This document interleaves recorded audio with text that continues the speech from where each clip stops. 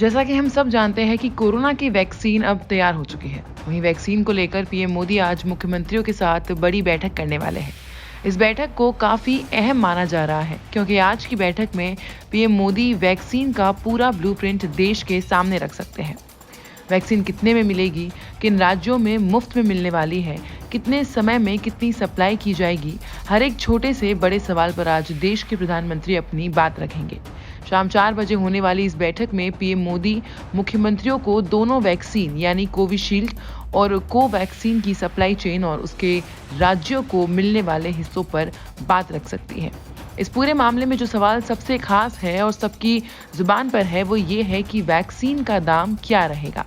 कई राज्यों ने बैठक से पहले ही वैक्सीन को मुफ्त में देने की मांग उठा दी है। ये राज्य है राजस्थान, दिल्ली और छत्तीसगढ़। वहीं कुछ राज्य खुद ही वैक्सीन मुफ्त में बांटने की बात कर रहे हैं। इन राज्यों में आते हैं पश्चिम बंगाल, दिल्ली, मध्य प्रदेश, केरल, उड़ीसा, असम, तेलंगाना, तमिलनाडु और कर्नाटक। कोरोना काल में राज्यों को कई तरह के नुकसान उठाने पड़े हैं। हिमाचल के सीएम जयराम ठाकुर ने एक रिपोर्ट में कहा कि अगर सक्षम लोगों को पैसे देने भी पड़ते हैं तो कोई गलत बात नहीं है। पश्चिम बंगाल की ममता सरकार ने राज्य में सबको मुफ्त वैक्सीन का ऐलान किया है।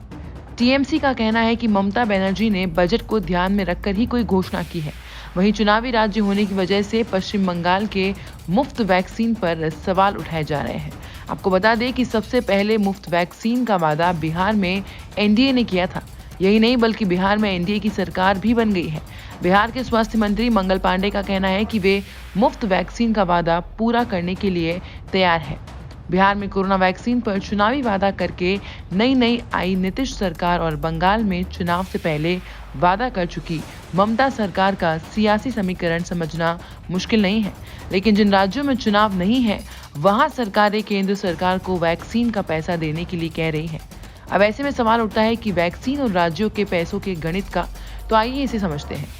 दिल्ली में टीका लगने की आबादी 1 करोड़ 48 लाख है। मुफ्त वैक्सीन पर 592 करोड़ रुपए खर्च होंगे, जो कि स्वास्थ्य बजट का सिर्फ 8% है।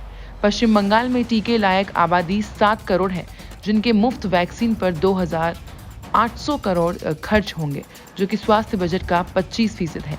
बिहार में टीके लायक आबादी 7 करोड़ 29 लाख है, जिनके मुफ्त वैक्सीन पर 2,916 करोड़ खर्च होंगे, जो कि स्वास्थ्य बजट का 28% है। अगर बात करें केंद्र के पूरे देश में मुफ्त वैक्सीन देने की गणित की, तो देश में वैक्सीन लायक आबादी 91 करोड़ 5 लाख है। मुफ्त वैक्सीन पर खर्च 36,420 करोड़ आएगा, जो कि पूरे देश के स्वास्थ्य बजट का 94% है।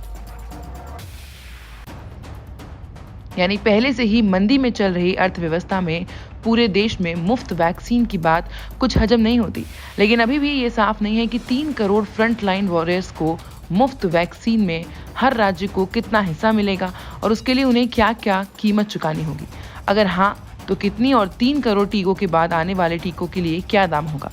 क्या उसे नियंत्रित तरीके से बाजार में लाया जाएगा या फिर उन टीकों को सरकारी राशनिंग के जरिए बांटा जाएगा, या फिर सरकार खुद टीकों को खरीद कर कम दामों में जनता को ये टीके मुहैया कराएगी।